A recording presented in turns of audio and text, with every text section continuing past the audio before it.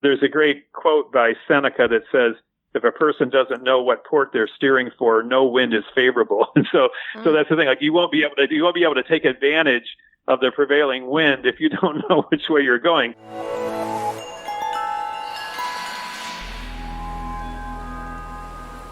Welcome back to the Faculty Factory podcast, everybody. On today's episode, we have Dr. Brian Zink.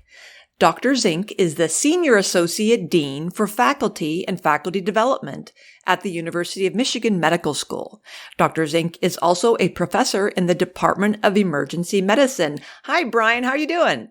I'm doing great today, Kim.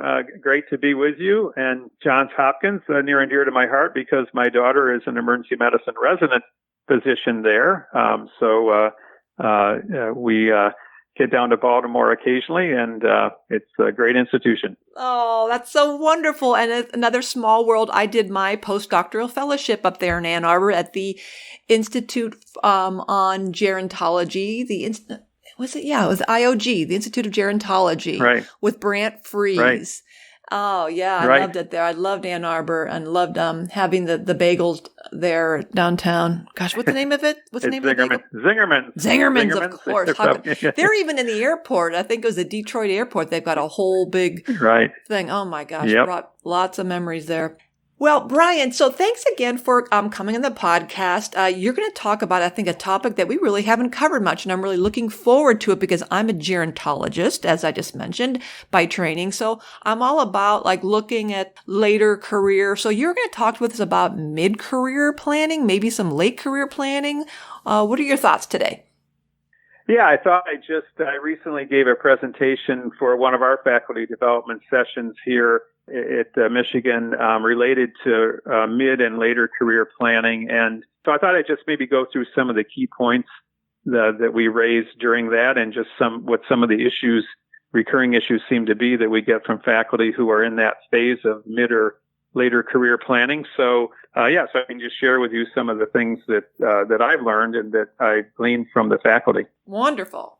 Good. So, I guess just to start, it's interesting if you look at the happiness or contentedness curves of life. People tend to be happiest in their 20s, and then there's kind of a dip down when you start getting into your mid 30s, and really goes until early 50s in terms of there's kind of a nadir in terms of your happiness index, and then it goes up quite sharply actually around age 55 up through even the rest of life. So the time when you might be doing the most in your career, the data would say that you're actually the most unhappy, which is a little distressing. But so why might that be? So if you look at just I think my observations and from reading and talking with faculty that there is that kind of blur of getting to your mid-career because you've been in, action mode and getting training and getting, maybe degrees or research training or whatever it is, that you've just been, kind of nonstop action mode and trying to get to a position where you're happy and comfortable and hopefully well compensated. There's a lot of satisfying other people at that time, that you're maybe satisfying others rather than really thinking about what is satisfying, to yourself. And so I think there's just a lot of activity and almost a flurry of activity. And at the same time, many people are building families and have those additional sometimes stressors that can lead to life being just super busy at that time. And so I think the happiness gets reflected in that. It's just that people feel a little overwhelmed at times in that phase. And then I think there's this, as you get into mid-career and maybe later career, there can be this kind of career stasis where, you've got it down, you're comfortable, but it might be a little blah that you're in a rut. You're kind of doing the same thing. For example, if you're an educator and you've seen, 15 classes of medical students come through and, the new class is coming in, you're probably going to be a little less excited at year 15 than you were at year, 3 or 4. And so how do you keep that energy and enthusiasm going when you're in this kind of career stasis phase? And I think one theme that came up in our group when we were talking was that when you're mid-career, you're kind of looking for something like, how can I advance? Are there leadership opportunities? Maybe I just got promoted, but I don't really see where I can move into a leadership position. And that's something we're actually tracking here at Michigan now to look at what advancement is like. And we're looking at it with an eye toward gender and toward underrepresented people in medicine in terms of, is the advancement equal and are the opportunities equal? And then I think there can be in this stage, kind of a loss of meaning or purpose or joy in the job or in your career. And I think that's an issue that people will experience. Kind of one of the things I think is may lose track of kind of what your initial mission and vision and goals were in medicine. I think we certainly see that in clinical medicine. And what I would call that there's a little recalibration energy that sometimes it's easier just to keep going along than to put the energy into really thinking about what you might really want to be doing, and to then, make that change again, especially if you've got kids to tend to and other things to tend to, or it might be aging parents, or it could be, a lot of things that are energy drains in addition to your job. And I think we have to guard at that point of your creativity can be kind of at a low ebb. It may not be the most creative time as you get into that mid-career. Right. So I'm not trying to paint a too dour a picture, Kim, but I think this is some of the things you kind of see when people can get to mid-career. Yeah. So. And then let's add a global pandemic layer on top of everybody's careers. That kind of puts a little dampener on the joy and happiness. Yeah. Family care, child care, family care is just an enormous issue right now. As we just heard today, that our local schools, will be virtual, and that people are just scrambling to figure out what they're going to do with their kids this fall. It's really, really challenging. So. And so it does. It also points to non-pandemic times, and I think what you spoke to earlier, this natural curve of joy and satisfaction in life. And I think it's good to recognize that we're not alone in this. Even, take the pandemic out of the scene. I think a lot of times we tend to look at our inner lives and judge it and compare ourselves to people's outer selves. And we then come up short saying, I'm a mess and I'm not happy and I'm stressed out and I have all these competing demands, and look at him or look at her and they've got it all together. We have to remember that wherever you are in your career, you're not alone. You're not experiencing these things. There's a normative stage of seasons of life. So I like how you're reminding and starting us off with reminding us that this is just natural. This is not something that something's wrong with you if you feel like, how come I'm not happy? I'm a brand new career faculty person here at Michigan or here at Hopkins, and why am I so stressed out, or why am I not feeling this sense of purpose or meaning? Well, no, this is kind of typical for the season of life. Yeah, exactly. And to me, there are certain fundamentals that you ought to go through if you're, having a little bit of a mid-career, adjustment phase. And I think it's really just going back to the basics of, what's your purpose in life? Why did you, what got you to here? And there was probably something that you were fairly idealistic about many years ago, and maybe that has faded somewhat, and so there's a little diagram that I use in this talk that I presented that has kind of four circles, and the big four circles are, what do I love doing? What does the world need? What are my strengths right now at this point in my career? And then, what do I get paid for? How can I kind of make a living, doing all this? And if you kind of put those four things together and overlap them, kind of in the middle of that, what's going to fall out is like, well, this is what I'm passionate about. This is what I'm the most inspired about, and this is my cause, or this is my calling. If you kind of intersect those four things of what you love, where do you fit in, and I do think you get into this if you can just step back and whether it's with a mentor or a coach or someone or doing a 360 on yourself, or just kind of like, what's the most important thing? And am I spending most of my time doing that? Because I think what you see is people very frustrated at times because they've either accepted or been pushed into positions that are maybe not a match for where their ideals and passions are or where they want to be spending their time. And so it takes some energy to step back and say, hey, am I doing exactly what I want to be doing? And if not, how do I, retool or adjust to get there? There's in the slide I have that because it's the old Eagles song. It's called Already Gone. And it says, so oftentimes it happens that we live our lives in chains and we never even know we have the key. And I think that kind of resonates with me. But like you have the key, to change. Like no one's going to, readjust your life for you. So you have to figure out, find the key and then unlock, unlock your passions because no one else, a mentor can help you with this, but no one can really do it for you. And so, I think, and sometimes it might be with a counselor or a therapist or someone that really gives you, the power to do that, to do that type of change. And I like how you noted that it can be hard work to recalibrate or to pivot. And as soon as you said that, it made me think,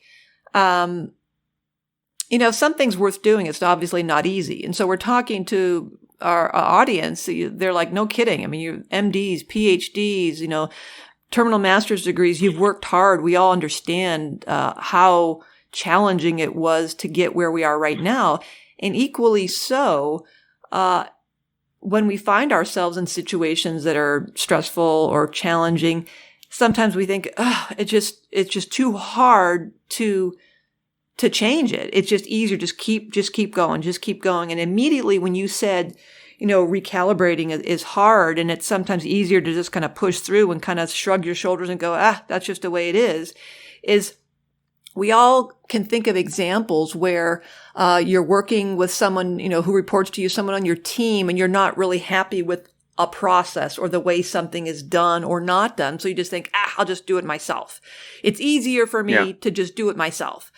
And you watch this, and as you get older, like I am, and you see these patterns repeat, not only in myself, but in my colleagues or in people on my team, and you say, well, why didn't you show him or teach her, or why don't we fix that? And go, it's just easier if I just do it myself. And on one hand, I say, yes, it is, because obviously, you know what you want to do. You're good at it. You're efficient at it. And the trade-off is if you don't invest teaching this person, working with this person that you just hired the way that you want it done, it's effort up front, certainly to put a standard operating procedure or figure out a process or really get down in the dirt there. But it's going to pay off at the end because now you can with confidence turf that or triage it to someone else and not thinking, something else I have to do myself because nobody does it like I do. So as soon as you said that, Brian, it made me reflect on that really common, misstep that I do a lot is just think, by the time I send an email and explain to this person how to do it, I could just do it myself. And it's just inefficient. So I think it's the same thing with our careers. We just get into the groove of to sit down and think about, what is my mission, my vision, values? Am I doing it the right way? It's kind of this habit. New habits are hard to make. And so we do just kind of harumph about it. And maybe we quit, mentally or emotionally, but we never leave. We stick around, but we've checked out. And that's just it demoralizes us. It kills our soul and it kills everyone else around us with that kind of an attitude. So I'm really getting what you're saying about recalibration. You got to sit down, you got to figure that out, and it takes some work, but it pays off. Yeah, and I think just if I can, kind of cover what I would suggest as some steps for this recalibration. And I think the first thing you need is, I'll call it PRT, which is personal reflection time. And whether that's, when you're on a vacation or maybe you're, we're not doing that as much anymore, on an airplane for 4 hours flying across country, and you just have some time to, let your mind rest and just say, okay, am I doing what I really want to be doing? And if not, what do I want to be doing? And then, as you're reflecting, if you can return, if you've ever hopefully done a mission and vision values statement, that if you haven't done one, a great time to do it. But if you have, to go back to that, to take a pen and paper, the old-fashioned way, and to write down, what is your mission in life right now? And obviously your mission will have personal and professional components. It may be to be a great spouse or partner. It may be to be a great, to support, your parents. It may be to be a great parent. It depends on your life situation, but you'll have a personal component of your mission and you'll have a professional component. And you should be able to write that out in 2 or 3 lines. And then, really think about, what are my values right now, that are the most important to me. And, it may be discovery, it may be clinical care, it may be teaching.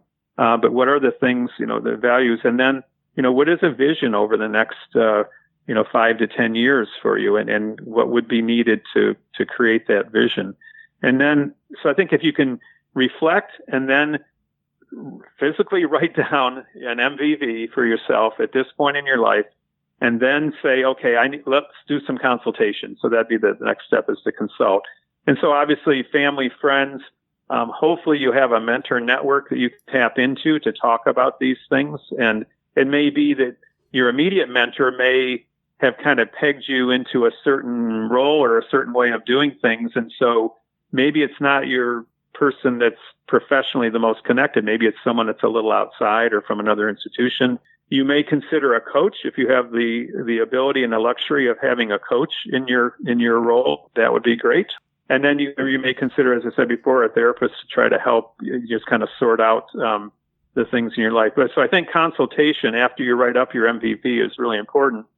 And then I think, imagining new roles or a new pathway, and if you can, to kind of take them for a test drive. So, so maybe you want to get involved in education. You've been maybe more involved in research, but, there might be an opportunity for you to teach, med students or grad students or others on a limited basis, and try that on for size and see if it's really stimulating for you, if you think you want to do that. Or maybe you want to get, more involved in administration so that you offer to lead a project or to, take on a role that an administrator could assign to you, just to kind of take things. You don't need to, make a leap before you're absolutely sure what you want to do. And I think it's important just to, as you're doing this, kind of develop a new set of goals and a strategy and kind of a timeline, and and just kind of set your course again, and just make sure that whatever you're doing, it's with thought and with a kind of disciplined approach, rather than just feeling like you're going in to the next day of work because that's what you do. And I do think it's really important to take just that little bit of time and consult with others to just kind of reassess and get your MVV, readjusted, and then some goals and strategy for it. Yeah. There's a great quote by Seneca that says, if a person doesn't know what port they're steering for, no wind is favorable. And so that's the thing. Like, you won't be able to take advantage of the prevailing wind if you don't know which way you're going, because there's lots of prevailing winds going around, a health system or a med center or a university. It'd be great if what you're doing is aligning with what some of the prevailing winds are. And sometimes as you're in your mid-career, you're pretty smart about what might be an opportune thing to get involved in right now, because you can sense those prevailing winds. My brain is going crazy. And this is what you just got done saying is exactly why I love doing this podcast, because especially during times of COVID, when you just shared with me, you're in your bedroom office, I'm in my basement office, and I'm all by myself. And I think many of us, much like we wear the same clothes, we kind of eat the same basic food, the same basic diet, the same basic, same friends, same kind of activities. We all have routines. And just a little bit of a stepping out of the box of meeting and talking with different people really gets your brain kind of going, oh, wait a minute, that's something new. That's a new voice, a new thought, a new perspective. And so when you talked about your step 2, consult with peers and mentors and coaches and a therapist and whoever else, and then number 3 was imagining these new roles and maybe taking them for a test drive, I immediately thought of the combination of those consulting and imagining is once a week or every 2 weeks as your schedule permits, getting on someone's schedule of, okay, can I come and just talk with you, half an hour, Dr. Zink. I just want to either I know you really well or I don't know you at all. And I wouldn't mind just a little bit of a perspective. I'm kind of toying with some mid-career, transitions or a little bit of pivoting. And I would just love to learn more about what you do. And I think to me, it would suit or have two purposes. That number one, I'm as the faculty person or the person who's in this phase of self-exploration, I'm awakening some new neural networks and carving some new roads and pathways up there of hearing a different voice, seeing a different perspective, maybe having some new ideas. And I'm putting myself in front of other people who will then now know about me and know that I am curious and that I am on a new path, perhaps, and can then snowball refer me to someone else. And that's how you build these new collaborations, new networks. And minimally, like I said, you're getting your name and your face on someone else's radar. Oh, here's someone who may be interested in a project. And lo and behold, Brian Zink has a request from the dean to do thus and such. And Kim Skorupski just sat down with him last week and seemed like she was noodling a career, maybe administration. This might be something she'd be interested in.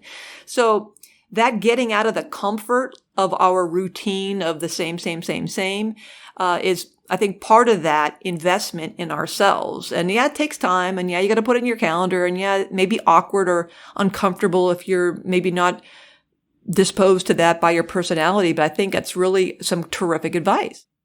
I think that it's so important to be able to reach out. Obviously, really, it's a little harder to do that right now if you're doing it all by Zoom or phone. But we also, this is a time when people are spending more time alone, and maybe there is some reflection time. You're not commuting, so maybe take a 2 or 3 hours out of your week that you wouldn't be commuting this week, and think about devoting it to a little exploration of where you're at in your career and where you really want to be in your career. And maybe those two are right in sync, which is great. And you can maybe then help mentor others. But if it's not, then maybe think about some changes. But yeah, there's a good article I just mentioned called "Staying Alive," who did "Staying Alive"? Was that the Bee Gees or someone did that? I think so. A pop song years ago Saturday called Night "Staying Live, Alive." Yeah, it's Saturday Night Live. Yeah, but anyway, it's by authors named Amy Strage, Strage, and Carolyn Nelson and Susan Myers, and it's from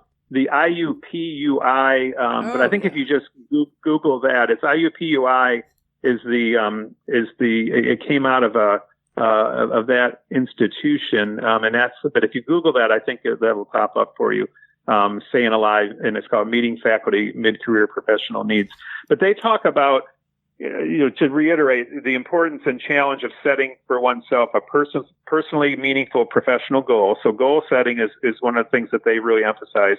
The second thing is the importance of being discerning and deliberate and embracing opportunities for growth. So I think what they're saying there is look, by your mid-career, you don't need to explore 10 different options. You should know yourself and know your skill set and what's needed in your realm to be discerning and deliberate in looking for opportunities. And so when I was talking about exploring some options, you're probably not going to explore 20 options, but maybe it's 2 or 3 that you pick. But their theme there is about being discerning and deliberate. And then the third thing is to be aware of the importance of the culture and the climate and the policies and practices that are established at your institution, if you indeed intend to stay at your institution, because there'll be some things that will be possible for you and some things that might not be possible. And again, by mid-career, you should understand what the climate and the culture and the policies are, and whether you can grow into your next phase, within that realm. And for some people, mid-career is a time when they'll make an institutional change.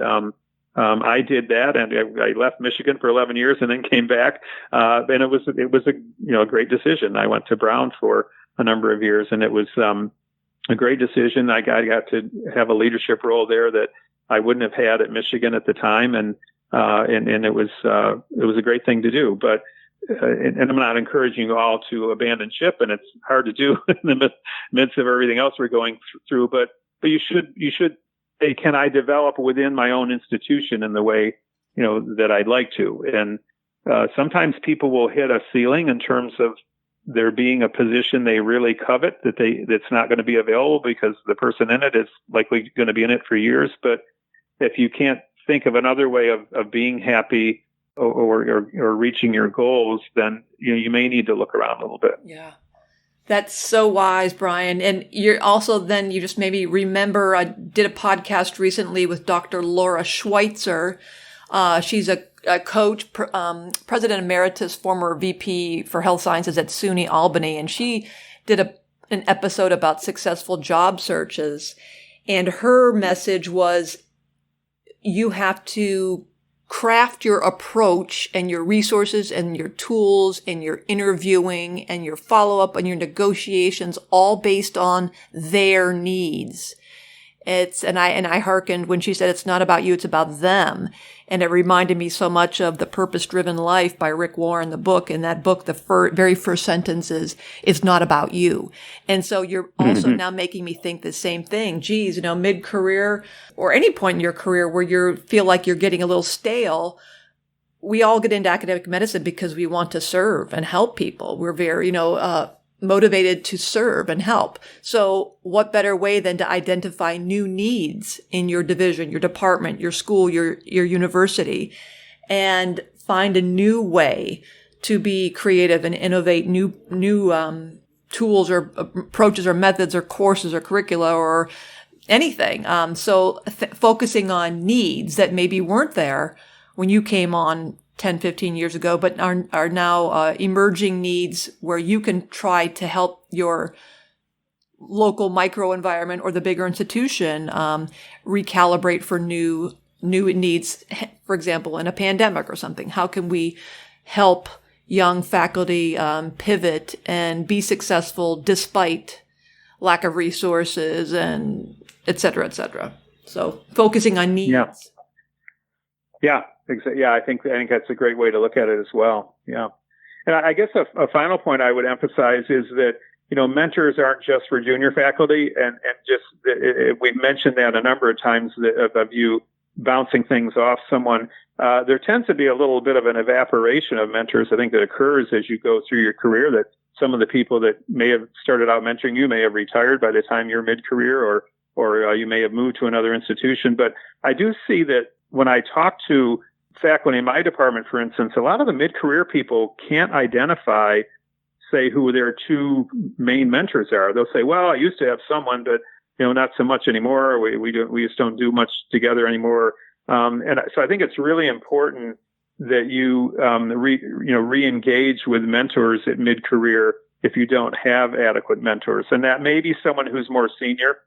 It may be someone who's essentially a peer mentor, who's kind of in your shoes. Right. And you may rely on someone who's just a mid-career, and maybe a group of you that get together and talk about issues. But, and I think the other thing is external mentors are really helpful. Usually by your mid-career, you've got some connections, around the country, and it's really nice to bounce things off of someone who's not at your institution. And you may find that things are either better than you expected at your institution or worse, but I found it really valuable to share stories with someone who's at another place and get advice from them. So I think, just make sure that you're not letting mentorship, it should be a mentor network means that you got people that are mentors to you, and then you have people that you're mentoring, and then you have peer mentors, but make sure that you're not, in that situation where all your mentors have evaporated and you're just kind of going it alone. I think that happens too much in the mid-career. Oh, I'm so glad you reminded us of that, because I hadn't thought about that in a while, but it makes sense that, the assumption would be on the part of the faculty member that, geez, I'm supposed to have everything figured out by now. And you're exactly right. That's such a thinking error that, maybe you should have it figured out in terms of, you've been here long enough at the institution. You should pretty much by now figured out how you got promoted, how to get promoted, what the next step is, what your research interests are, what your clinical practice looks like. Yes. And people grow and mature and need fresh ways to find meaning and contribute. And as you talked about, having a sense of purpose. So it's absolutely just natural to want to talk to other folks and see how they made adjustments as we go through the seasons of life. As I mentioned, now your kids are little, now your kids are in college or they're out of the nest and now mom and dad need your help, or all those basic life challenges and life events. People who are just a step ahead of us on the ladder or who are riding right next to us, who maybe know us better than we know ourselves, can really be valuable. So I'm so glad you reminded us of the value of not only being a good mentor, but being a good mentee and being proactive and not being so, practicing some humility, I guess, and not being shy or afraid that we'll be somehow judged if we say, I need a mentor.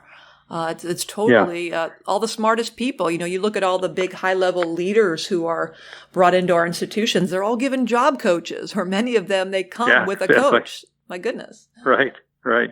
Yeah. And I think you do get into that mode of you might be a really great mentor. And I said in the session that I gave, I said the best advice that I have for myself, I give instead to others. This idea that's like, I'm great at giving advice, to others about, writing their MVV and doing this and doing that. And it's like, well, are you doing that yourself? So I think we get in that situation that we're a senior mentor and then we may not be, practicing what we preach. And so exactly. I do think it's important to have your own mentor network and then to obviously to do the things that you would advise someone who's coming up through the ranks. So that's the gist of what I presented in this recent session. But I think it's an area, if you search on it, you'll find you won't find a heck of a lot out there in terms of the mid-career space. And so I do think it's important for people to be thoughtful about it and deliberate and mindful about what's going on, and don't just let the months or the years blur together, and then you realize at age 60 that your last 15 years have been pretty blah. That's not a great thing to occur for someone. So wow, so important, and I'm so glad you brought this to the Faculty Factory podcast, Brian. It's really, we have been remiss in talking about mid-career faculty. So maybe we can get some more content here and hopefully get you back on the podcast, because this is great stuff. And I'm definitely going to look up the Staying Alive article that came out of IUPUI by Strage, Nelson, and Myers.